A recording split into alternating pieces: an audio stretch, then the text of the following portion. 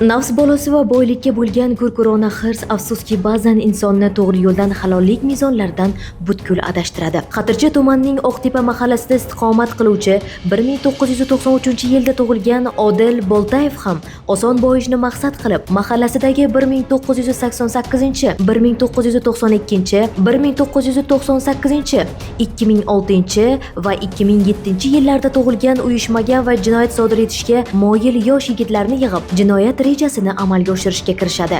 Mazkur jinoiy guruh uzluksiz ravishda Xatirchi tumanining Oltinsoy tog' tizmalarida hech qanday ruxsatnomasiz qo'lbola usulda kon qazish ishlarini olib borib, o'z hayotini va kelajagini xavf ostida qoldirish bilan bir qatorda davlat va jamiyat uchun ham katta moddiy va ma'naviy zarar keltirib chiqargan bu kimsalar nafaqat qonunni, balki insoniylik mezonlarini ham butkul unutishadi. Biroq Navoiy viloyati Ichki ishlar boshqarmasi tezkor qidiruv xizmati xodimlari tomonidan o'tkazilgan tezkor tadbirda mazkur jinoiy guruhning sodir etgan noqonuniy xatti-harakatlari fosh etilib, jinoiy guruh a'zolari esa holat ustida daliliy ashyolar bilan qo'lga olindi. Ular foydalangan xo'jalik buyumlari, turli uskunalar daliliy ashyo sifatida rasmiylashtirildi. Hozirda mazkur holat yuzasidan jinoiy guruh a'zolariga nisbatan O'zbekiston Respublikasi Jinoyat kodeksining 199-2-moddasi 2-qismi bilan jinoyat ishi qo'zg'atilib, tergov harakatlari olib borilmoqda. Mazkur jinoiy guruh a'zolari tomonidan sizga yoki yaqinlaringizga nisbatan biror bir jinoiy xatti-harakatlar sodir etilgan bo'lsa, hududiy ichki ishlar organlariga murojaat qilishingiz so'raladi. Barcha murojaatlar